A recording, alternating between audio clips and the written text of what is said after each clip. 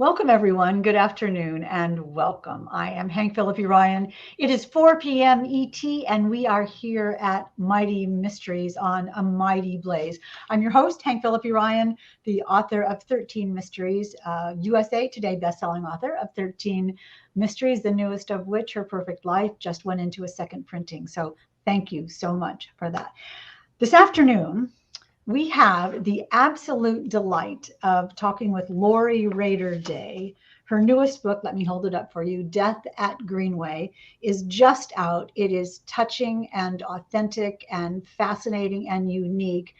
It is truly a terrific book. I loved it, but who cares what I think? The New York Times called it irresistible, and it is an indie next pick, and you cannot do better than that. So you will want to hear all about it today. And of course, we're doing a giveaway because it is Mighty Mysteries, and we will give away this mighty good mystery, a copy of Death at Greenway by Lori Rader-Day, to one lucky commenter during the program today. So just ask Lori a question, or tell her how much you love her or her book, or ask her a question about research or anything you like, and you'll be entered to win the fabulous Death at Greenway. And one of the blazers behind the scenes will pick a winner before the end of the show today. So welcome to Mighty Mysteries, Lori Rader-Day. It is so great to see you. Congratulations. I'm in Boston, as you know. Sherry's saying, so excited to hear about the book. I am too. Where are you? And happy launch day. Thank you so much. I am talking to you from my guest room, or also known as my dog's bedroom, in Chicago. And you got a pandemic pooch. I did. I got a pandemic puppy, and I have paid for it dearly ever since. She's a monster. I love her with all my heart, but she's a monster. Well, at least she gives you something to think. Did she just walk in? No, but she's, let me see if I can get her. Where is she? Is it Clemmy? Oh, there she is. Clementine. She's back there. Do you see her? She's not doing a great job. Hide and seek under the but that thing back behind me is her crate. I always kind of dress it up like it's a table, but it's her crate. So she's like, I want to go in my crate, and you put this thing over at mommy. Come on, that's great. No, she wants to be in this room. She sort of hangs out near the door if I don't let her in. She's chilling behind me. She's doing a good job right now. But if I try to shut her out, it's over. She's trying to break in. What kind of a pup? We think that she is a German Shepherd Chow mix. That's what her mama looks like, but they don't really know. And then daddy's a mystery. So we think maybe Tasmanian devil. A little bit of Tasmanian devil craziness. A little bit. In her gene pool. That makes sense. That makes sense. Well, welcome, Lori. Let me tell you quickly, and everybody else who's joining, look at the people signing in today. If I look over here, you all, I'm looking at the comments, and I see Sherry and Lisa and Phyllis and Nancy and Allie and Sharon and Anissa. Everybody is here today celebrating Death at Greenway, as well they should. This is the point of A Mighty Blaze. As you know, Jenna Blum and Caroline started it. Yes, Clemmy. Hey, Clemmy loves A Mighty Blaze. Clementine likes to bark, sorry. You know, we interviewed someone who, I forget who it was. Do you all remember who it was? We interviewed someone who had trained, whose dog would bark during the interviews. So she would give the dog a treat to make it be quiet during the interviews. But of course, that just trained the dog to bark during the interviews, right? Because the dog would get a treat. I'm like, do you know how to train a dog? You just train that dog to bark. But little far be it from me to say. I do wonder what sometimes I am training her to do. Yeah, she barks at garbage bags. Well, those are scary. Any particular kind? The green ones? The kind that you pull down to put in, after you've taken out the trash. It's a barkable offense to put a new trash liner in. So, but then I've been giving her treats to sort of not do that. But I think, maybe I'm training her to bark so that she can have treats. Yeah, I think so. Yeah. And as Margaret is saying, because trash bags are scary for a puppy. Yeah, very scary. So anyway, you know about A Mighty Blaze, and we are together to discover yet another wonderful new book. Today we're going to be talking about Death at Greenway by Lori Rader-Day, which, as I said, the New York Times called irresistible. And speaking of irresistible, let me tell you a little bit about Lori Rader-Day. I will read you her official bio. Lori Rader-Day is the Edgar-nominated and Anthony and Mary Higgins Clark Award-winning author of The Black Hour, Little Pretty Things, The Day I Died, Under a Dark Sky, and The Lucky One. The Lucky One was last year's book, and you all, if you haven't read The Lucky One, it is incredibly good. It fooled me. It twisted me at every moment. So after you read Death at Greenway, go back and read Lori's contemporary book, especially The Lucky One, which is super.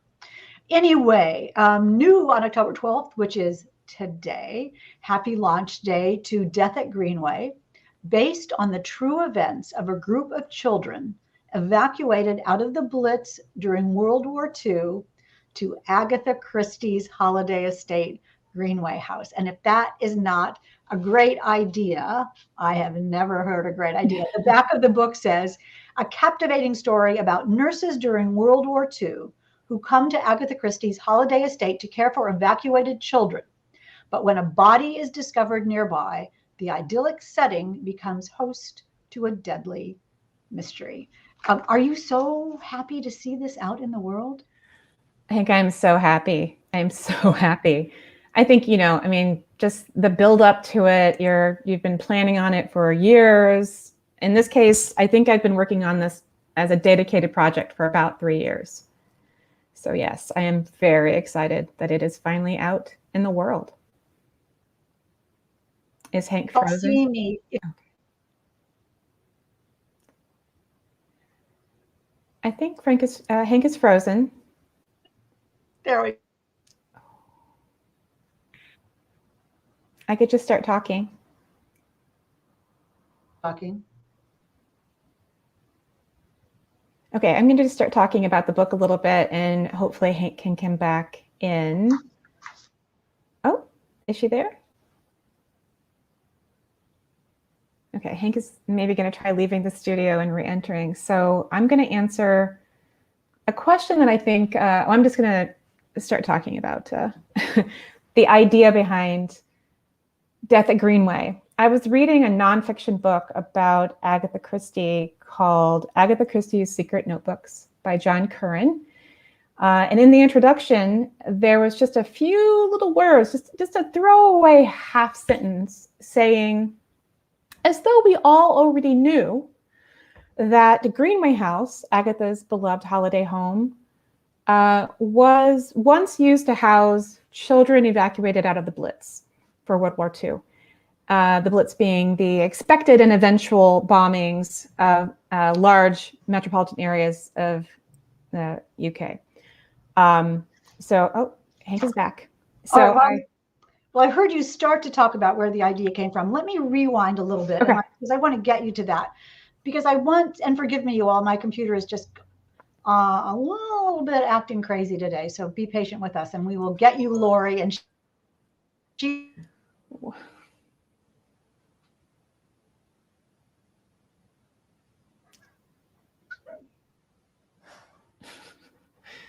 bless her heart.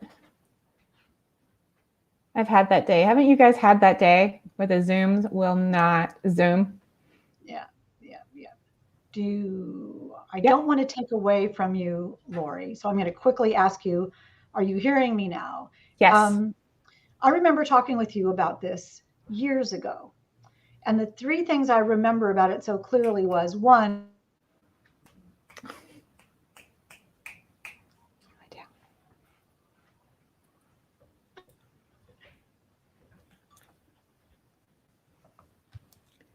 going to show people what's going on over here. My dog is lobbying for attention.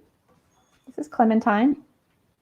She wants to be in the room, but she also hears the neighbors outside, and the neighbors outside means that there's a puppy outside. A micro burner doodle named Harriet, which I think some of you might know is Hank's real first name. So there's a puppy next door named Harriet that we are lobbying. Am I back, you all? Is it Harriet on screen and Harriet outside, and yes, Clemming in the background, and the computer going crazy, and you and I are just trying to talk about your fabulous book, Death at Greenway, and you all in the comments are so very patient about this. Anyway, I was attempting to say, when we talked about this years ago, it was clear it was a great idea. I was just filled with author envy about what a good idea this was. But really what touched me about it was how much you really wanted to write the book that idea meant, how much you really wanted to do this. Talk a little bit about where the idea came from. I know you started. Okay, so the idea came from, just this little half sentence in John Curran's book, revealing, as though we all already knew, that Greenway was used to house child evacuees during World War II. And I was reading in bed, and I sat up in bed because that scenario pinged something inside me that I didn't even know was there. I'm not going to say that I loved World War II books generally, but some of my favorite books are World War II stories. And one of my favorite childhood movies is Bedknobs and Broomsticks, the Disney film with Angela Lansbury as a rather young lady. Love that movie. And I immediately thought, Bedknobs and Broomsticks at Agatha Christie's house. I mean, my Venn diagram being a circle at this point. So I was just really excited about that idea, and I wanted to read that book. That's what my first instinct was, that I wanted to read that story that I was imagining. And the problem was nobody had written it yet. And so I sort of put it away because I did not write period novels. I don't know how to do historical research, or I didn't. I didn't know if it was my book to write as an American, as somebody who had never written historical before. I have one short story that's historical, but it's historical Chicago. At least I knew, something about Chicago. But the story just kind of was in my back pocket, thinking someday somebody's going to write this book. Somebody. And at one point I thought, somebody's going to write this book, and it won't be me. Right, and that's when I realized, I think I'm going to write this. I think I have to try. Did you know about, besides Bedknobs and Broomsticks, did you know about the evacuated children? Was that just something in your ken? A little bit. I knew mostly through literature or through movies. Narnia, when those children go to the house, that they are evacuees, they're siblings, but they are, I think there might be orphans. A lot of times the stories are about orphans that are evacuated. Orphans just being, I think, easier to write about, as we know, if the adults are in the story about children, it's they mess things up. Kids need to be in charge of the story. But a lot of children who were evacuated weren't orphans. They had parents. Parents were sending them away actively because the government asked them to do so, and they wanted their children to be safe. So I knew a little, not enough. I didn't know enough about anything having to do with this story. Are you a big researcher? Do you love that? Is that something you do?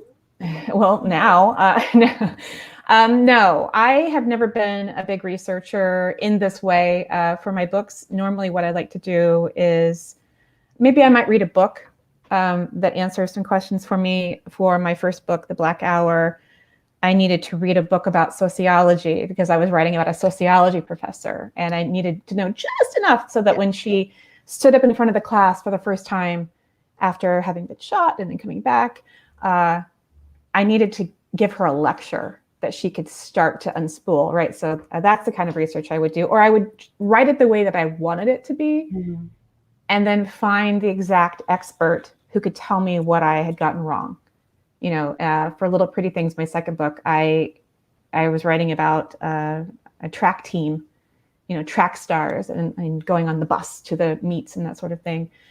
And I just sort of wrote it the way that maybe it was. And then I found a friend of mine who had been a track star in high school, and she read it for me so that she could tell me, where there were opportunities, not just what was wrong, but maybe some things that I didn't know that I could use. So was there a lot about this, about the children, the infants? I guess they were at Agatha Christie's summer house. Was there a lot written about it? So you could just sort of pull that out?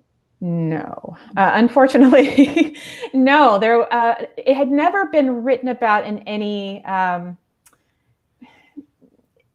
No, it just had not been written about. Like, it was like a half sentence here, a half sentence there. I read all the books, all the Agatha Christie books. Agatha Christie did write about it in her autobiography. I finally got to that point, and I read her autobiography, and there's maybe a paragraph about it. But it's that's very slim. It was, what she said in her autobiography was that a Mrs. Arbuthnot, no first name, thank you, Agatha, a Mrs. Arbuthnot had rented the house from them, and I left my butler and cook to help care for them. And there were 10 children under the age of 5. So this is where the story starts to change from bed knobs and broomsticks at Agatha Christie's house, which might have actually have had to be a children's story, which luckily I did not have to try to do that. 10 children under the age of 5 changed what I could write. And many people, when I was lamenting this fact, would say, why don't you just change it to 5 children who are 10? And I had decided that because this story hadn't ever been told, what I wanted to do was to include as much fact as I could find, so that every fact about it that could be found could be collected in one place. And then when I ran out of fact, that would be where I would turn to fiction. So I didn't want to change something that I actually knew. You know, Agatha wrote very little about this, but she said 10 children under the age of 5. So that's what the story was going to be. But she also said, in addition to a Mrs. Arbuthnot, there was also a Mr. Arbuthnot who came along, and then also 2 hospital nurses, as opposed to like nursery nurses, child daycare. So I decided those nurses who were lost to history were going to get into a lot of trouble.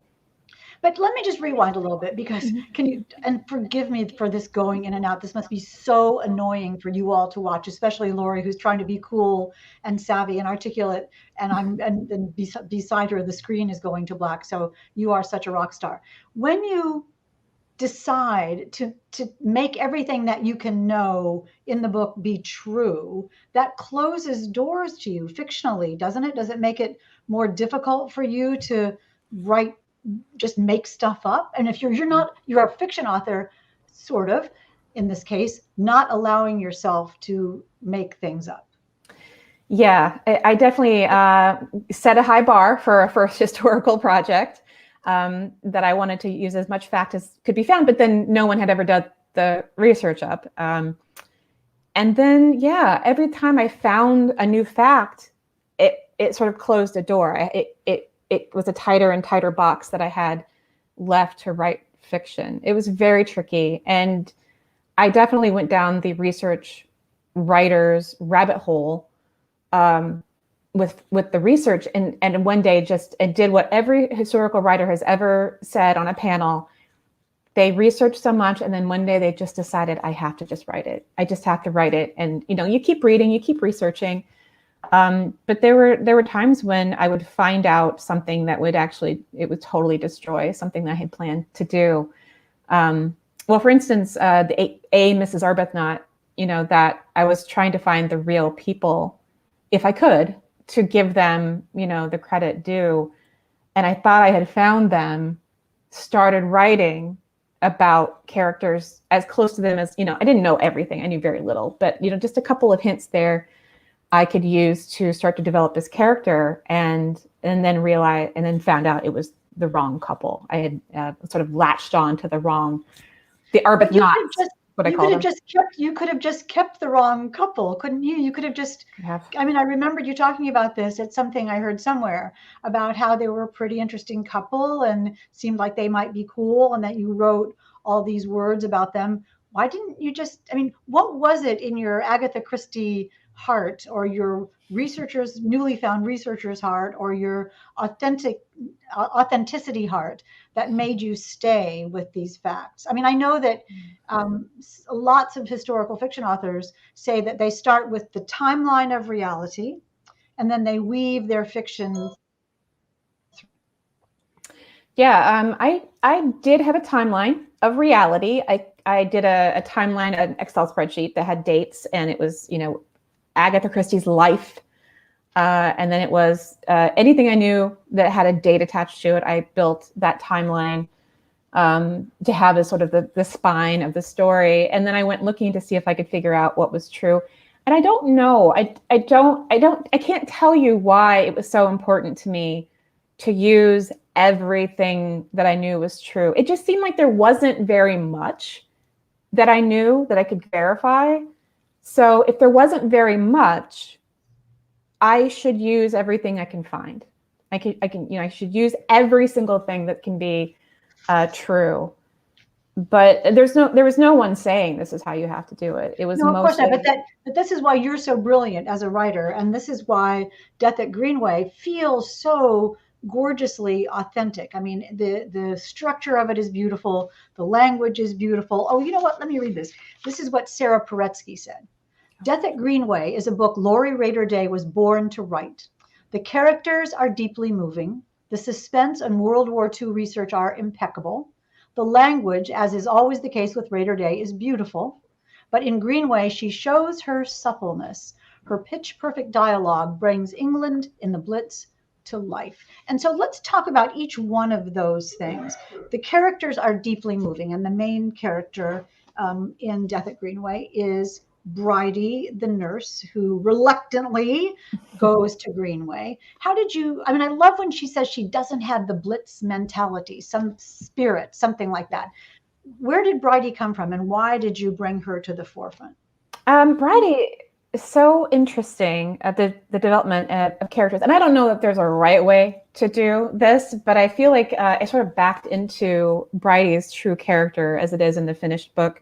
I sort of had these two women, and the hope is that you are, making them individials, right? You can tell them apart, even though they are both named Bridget Kelly, as it turned out. But so that the early drafts, I didn't quite have her, and then the pandemic hit, and I was sitting in here one day, in this room, my dog's bedroom, working on my revisions, and outside we were, it was mayhem, right? We were locking down. I knew it was going to be longer than a couple of weeks, the way people were like, we'll just do it, it'll be fine. Yeah. I knew that wasn't true. And people were doing projects on the internet, and they were doing, baking bread and doing free concerts and just, trying to make it okay for everyone else, which amazing. But what I thought inside myself was, I don't have the Blitz spirit. I actually thought that about myself, about the pandemic. And I realized as soon as I thought it, that's Bridie. Bridie doesn't have the Blitz spirit. And then I had to go look and make sure that the Blitz spirit was a phrase that was in use, in 1941. Sure. It is. I have the document. But that's how it came to be. It was me having that sort of, I don't know how to do this about the pandemic. I don't know. I'm just going to be here. I'm going to tuck into myself. And that's where Bridie's. Because she does. I mean, she has to leave the hospital where she's working, won't give anything away, leave the hospital where she's working because she makes a terrible mistake. And she sort of is reluctantly dragging her feet so she can still be a nurse-like kind of person to take care of children in the country, which is not what she wants. And yet people are dying, and it's going to be the war, which hasn't been declared at this point. And she's just an outsider in every way. The war had been, and the war was going on in England. It wasn't going on here yet, right? Yeah, that's definitely where Bridie came from. She doesn't want to. She doesn't want to deal with it. She wants to be a nurse, and that's what she wants. And she's very focused, but the mistake is going to cost her. So she gets the chance to sort of redeem herself with her superior, the matron, if she does this favor, goes to the country, which she does not want to do, cares for children, which she has her own reasons for not wanting to be around children. But she's got very few options. If she wants to be a nurse, if she wants to get back into this training that she's getting kicked out of, she has to do this little favor. In general, at that time, did the parents want their children to be taken out of London into the country? Did they want that, or was it sad? And were they protecting them, or were they being dragged away? And then when they show up in these country towns, now there are more people in the towns. How did the townspeople feel about that? What was the balance of that? What was the tension of that? I think there were every version of what you just said was true. There were people who gladly sent their children. I mean, not gladly. No one really wanted to send their children away, but there were people who understood that it was going to be dangerous. The plan to evacuate children out of London specifically was enacted literally the week that war was announced between Germany and England. As soon as they knew the children who were evacuated in school groups, which was kind of the first wave, they were immediately evacuated. It was this very orchestrated plan. And they had like ways to cross the street, these big packs of children, just very orchestrated and successful. They got many, thousands and thousands of children out of London. The problem was that the bombings didn't, I mean, not the problem, the bombings didn't start immediately. There was a time after the children were evacuated that the phony war, is what they called it, happened, where there actually were no bombings on London. And that's great news. It gave them more time to get people to safety. But it also felt like they had sent, the English people thought, I've sent my children away and now there's no reason for it. Why did I send them away? They should be here home with me. So some knew that it was a good idea and sent their children, and some, even though they knew it was a good thing, panicked when nothing was happening and they wanted their children back. So they would go get them and bring them back. Some children were evacuated twice because of that. Which is so, even more destabilizing, because you have nothing that you can rely on. I mean, if the real children were infants, did you talk with, are they alive? Any of them that you got to talk to about this, although they'd be kids? I did get to talk to one of them, Doreen. Doreen, whose name is still on the cubby at Greenway that I got to see behind the locked door at Greenway. Is 83 next month, and she lives in Canada, and she has been such a doll to take all my weird questions, like what did you call your mother? What did you call your father? She had written, this is what I said, no one had written about this. One person had written about this, and that is Doreen. Doreen was a baby when she went to Greenway, about 18 months old, 2 years old. And she didn't go home until she was about 6. So she does remember? Does she have memories? She does have memories of it. And actually, I used almost every single memory that I could make. She actually was at Greenway House, and then that group was actually evacuated out of Greenway into a different place because the house was requisitioned and filled with sailors to participate in Operation Overlord, which became D-Day, which became the Allied victory in Europe. So it was a busy place around Greenway, war-wise, but all the memories that made sense, that I thought, this is Greenway, this is her remembering Greenway, I used every single one of them. And then I interviewed her by email. And so there's an interview with her at the back of the book too. I love that. I mean, everything about this is marvelous. And the idea that you're in your little gorgeous room, being sort of you must have felt you were at Greenway as you were writing it. Here you are locked down in the pandemic. And did you feel like those kids must have felt, and Bridie and everyone must have felt sort of trapped? It was actually very helpful to be writing this book when so I wrote a draft. It was not a great draft, turned it in January of 2020, ominous noises, and then got my edits back in very early March of 2020, very early March. And on March 9th, that's when I decided it's time. I'm not leaving the house until we know what's going on. But I had my edits. And so I decided it's time to really dig in. I had to cancel, 3 months worth of events that I had set up. So what else am I going to do? I'm going to make this book as good as I want it to be. It actually turned out to be a little bit of a blessing to have that time, because I don't know that I would have been able to dig in the way that I really needed to make it what I wanted it to be. It was fine But it wasn't the book that when I told you, Hank, I'm writing this story about World War II in Agatha Christie's house, your eyes lit up. And that expression, that's what I kept encountering, especially with mystery people.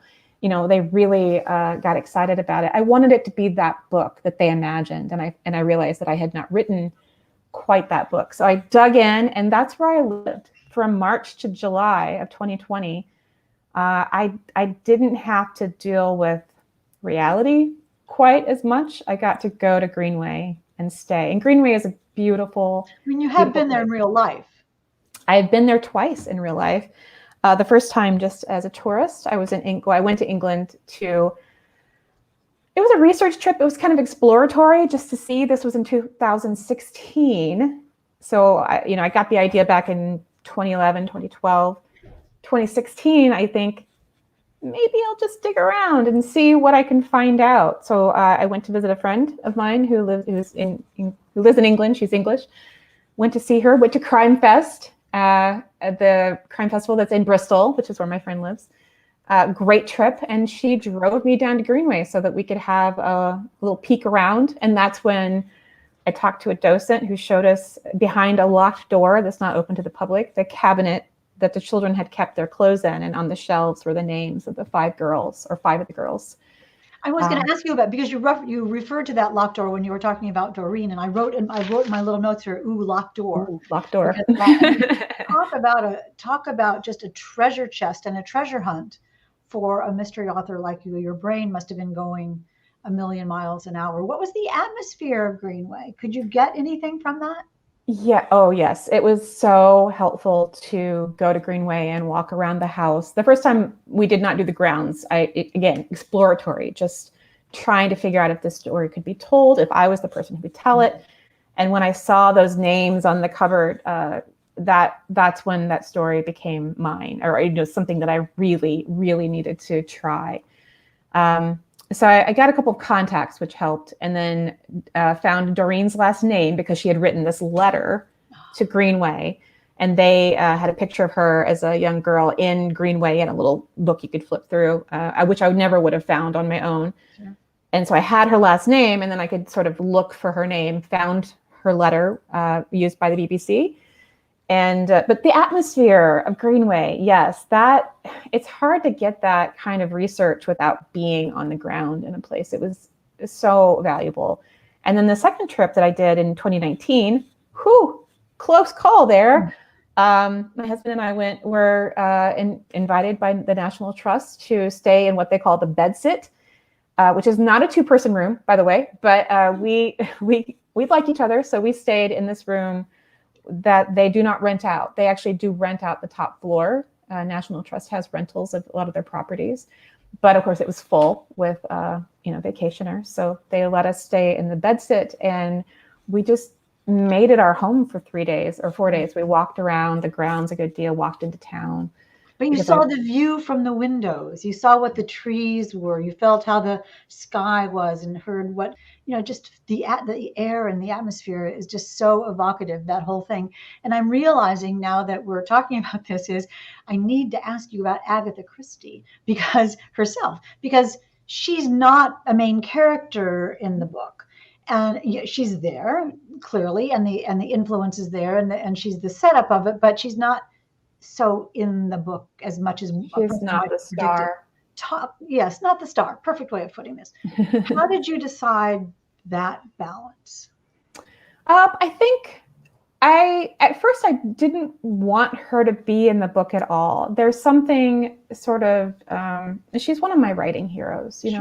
She's one of the first favorites when I was reading when I was a little kid, 11 or 12 years old, and first discovering books that were written for adults that were still, I could handle. I loved Agatha Christie.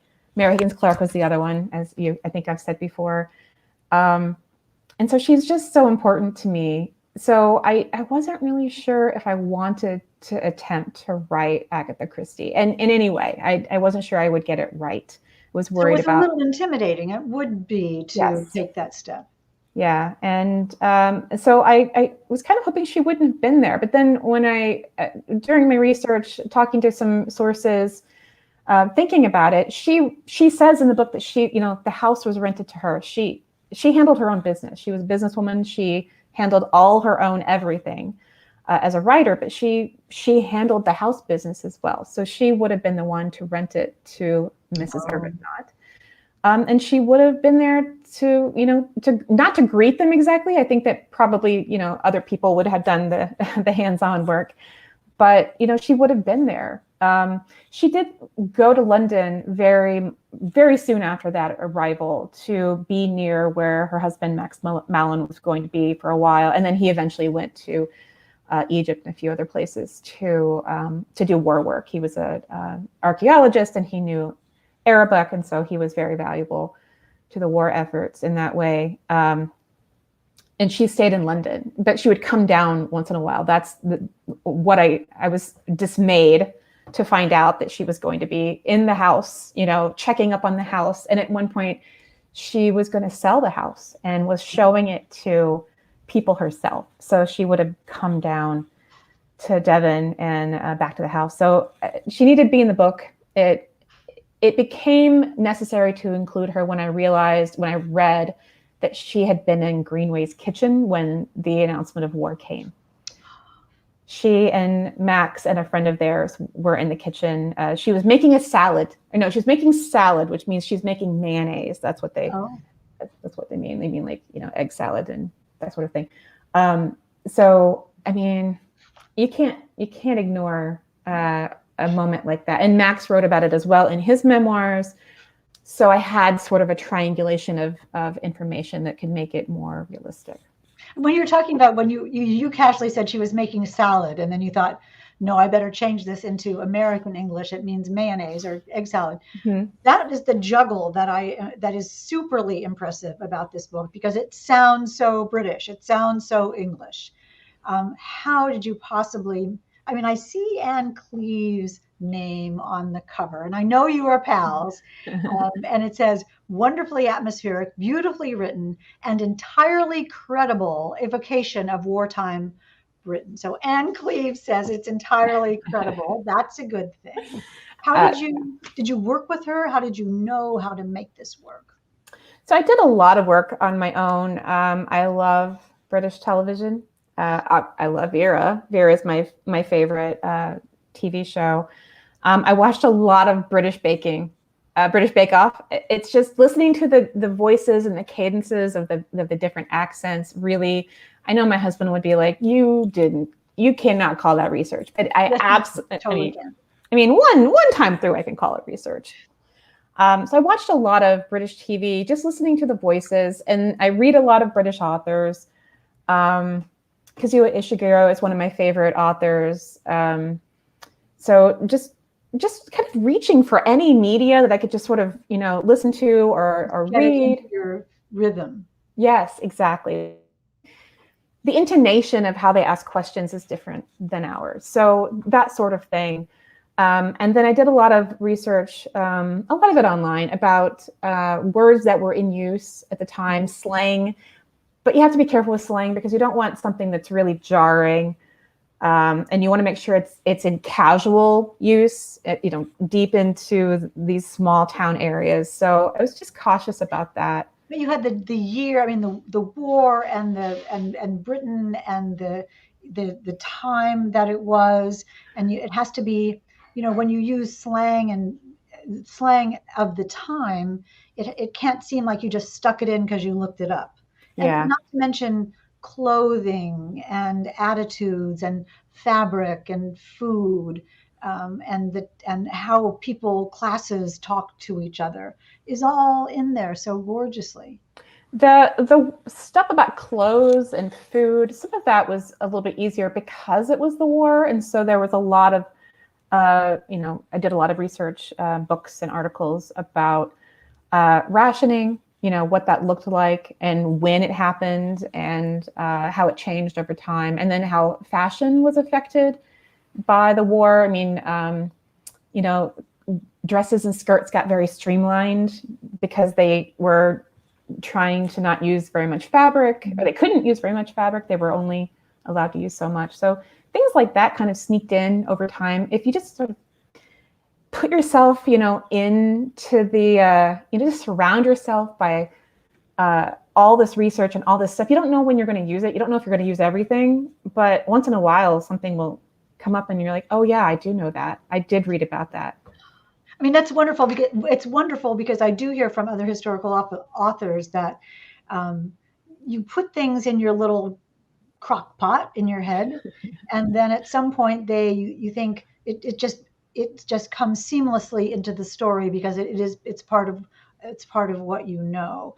The other thing that's so gorgeous and that I know you did was make, and then we'll get to your questions. This is my last question. Well, I have thousands of them, but I'm going to let you ask because I want you. I'm seeing Marjorie saying, "I will love this book so much," and that I know, and that is certainly true. You definitely will.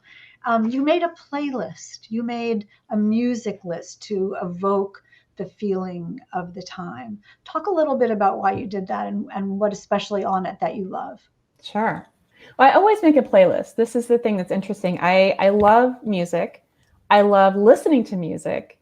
I write to music. Not all the time. I can also write to silence. I can write to cafe noise. I can write to anything except somebody braying right near me at a cafe, maybe. But and they always do. They always do. And right when you get to the good part. Yes, noise canceling headphones, worth every penny. But I always make a playlist, and I have those, I think, posted on my website. I might need to make that more easily to find. But the playlist for Greenway, it's some songs that I actually did write the book to. Sometimes there's usually like one or two songs that I will listen to over and over again. When I find the song that evokes the book, that's when I sort of cling to that one song, and I might just listen to it over and over again.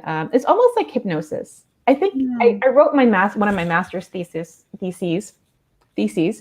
to an album just playing over and over again. It was Radiohead, which is not always the most conducive to thinking, but it was for that purpose. It's sort of like hypnosis, and then you're just because it takes you away from reality and puts you in this other sort of musical sense of rhythm and timing. And I think it just reminds you where and when you're supposed to be, so that you don't slip out of the time.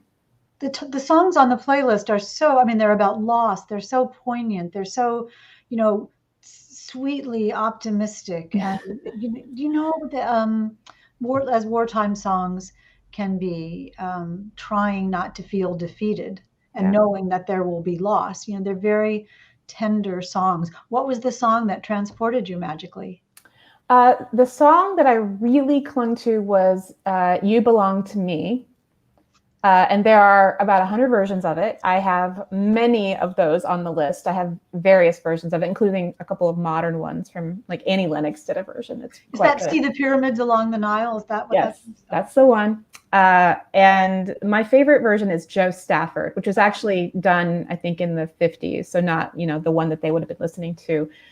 Vera Lynn is the version that I think is the most appropriate for the timeline of the.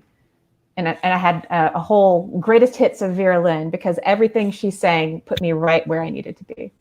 I just got goosebumps. You belong to me. That just is very, very sweet. And the tension of the distance in the song. That people are still connected no matter if they're far away, like the children and their parents. And that is lovely, Lori. Absolutely. The other song that helped me so much is a Vera Lynn song. There'll be bluebirds over the cliffs of Dover. Tomorrow, just you wait and see. Yes, and there are lyrics, just a couple of words from that song that helped me a lot with this book. If you want to look up that song and then read the book, you'll see. And this is the book, Death at Greenway by Lori Rader-Day, which comes with music. And this is, I think, Bridie on the cover, very authentic looking. Are these the real steps to Greenway? That is not Greenway. Greenway would have been hard to get, but this is a castle in England. I can't remember what it's called. But as soon as I saw the cover photo, I knew it's the first time that when I saw the cover, it was absolutely perfect. Except it wasn't perfect. That cape, that cloak that the nurse is wearing is not authentic. So I rewrote a little part of the book to make sure that cloak stayed because I loved it. I loved that cloak. It's just perfect. And we will look at you all when you read the book, and I know you will. As soon as this is over, you're going to hop right out and get this. You will look for where Lori fixed the cloak and where Lori used the lyrics to make this book be as perfect as it is. Do you have time to take a couple of questions before we go? I know you have a huge launch day. No, absolutely. I would love to take questions. Let's see some of the questions.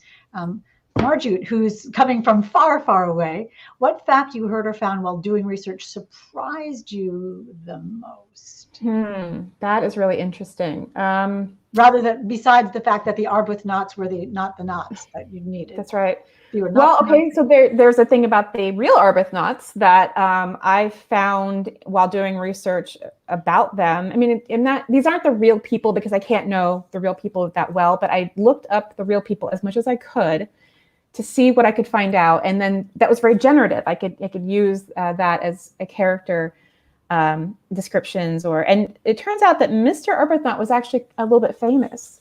He was a photographer of some note, and then he was an artist. So he's fairly well known, and you can look him up. He's got a Wikipedia page, and it turns out that his last name was probably not Arbuthnot. It wasn't originally Arbuthnot, and it may have never legally been Arbuthnot. The thing about war is, at times of war, things are a little slippery. People's identities can be redrawn very easily. And especially in these times, there weren't as many official ways to track people, obviously. And so I think one day he just decided that he wanted to be someone else. And so I never found any proof that he'd ever legally changed his name. So he's also an Arbuthnot, a knot. Arbuthnot. That's not a knot. That's interesting too, isn't it? Because that's so mysterious that one of the people who was so pivotal to your book was a mystery in himself. That's kind of fascinating. What other questions? Right. Sequel says a Mighty Blaze. Did you ever get so frustrated that you wanted to give up on the story? Sharon says, so glad you didn't. And we are indeed too. It sounds like Sharon, it was a real process. It was, I keep saying, it was a real journey. It was a very difficult project. I think it was a difficult project for me because, as I said before, I'm not really a researcher. I taught myself how to do it. I got some help. I actually met somebody through one of the genealogy sites who she was related to the Arbuthnots, the people who were the wrong ones. But then she helped me research the real ones. And it was just so helpful because she was so good at this kind of research. And I had a lot to learn. So I got a lot of help from Connie, if Connie is watching. So the question was... But the question was, did you ever feel that you wanted to give up? I mean, I've heard you say this was such a challenging book. I even forgot the question, but yes, it was, there was a lot of, it was a challenge. It was a challenge for me. It was a challenge. I think maybe it would have been a challenge for anyone attempting it because it was 10 children under the age of 5. So the people that I have given the job of being, searching out clues and finding a solution are caring for 10 children under the age of 5. How do they have time? How are they possibly going to, do this in addition? And it's also a very isolated place. So the nearest town is actually across the river. You have to take a ferry. And the next nearest town is 2 miles away, uphill both ways, I swear, because I've walked it. And they have care of all these children. I had sort of set myself up this very, very hard way to make this story happen. I also love Greenway and didn't want a bad thing. I'm a crime writer, so I needed to have a crime story, but I didn't want a crime to happen at Greenway because it didn't, right? That part is not true. The context is true, but I needed to lay down, a crime story, and I didn't really want it to happen on the grounds exactly. But I let it happen as far away as possible, still making it a Greenway story.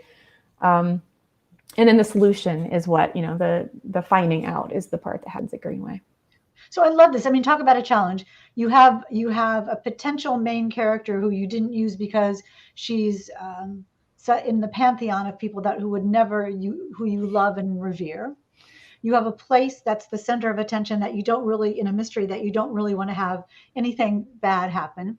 You have a set of facts that you are not willing to change. Yes. No, and yet look at this. The New York Times says it's irresistible. It's an Indie Next pick, a library journal pick. Everybody loves it. And you who write contemporary psychological suspense for the past however many years have brilliantly and blazingly passed all the tests, accepted all the challenges, and succeeded like crazy with this wonderful, wonderful, unputdownable, terrifically authentic book. Congratulations, Lori Rader-Day.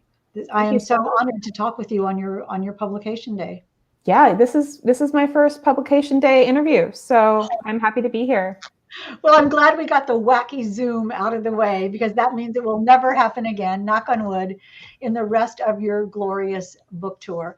We wish you all the best here from Mighty Mysteries and A Mighty Blaze, and thank you so many people for coming. You should look at the comments when we're finished. Go to Facebook and look at everybody just cheering and applauding and loving this. Congratulations, Lori Rader-Day. You all go get this book right now. I promise you will love it. And Lori, congratulations. Have a great day. And the rest of you, we will see you next time.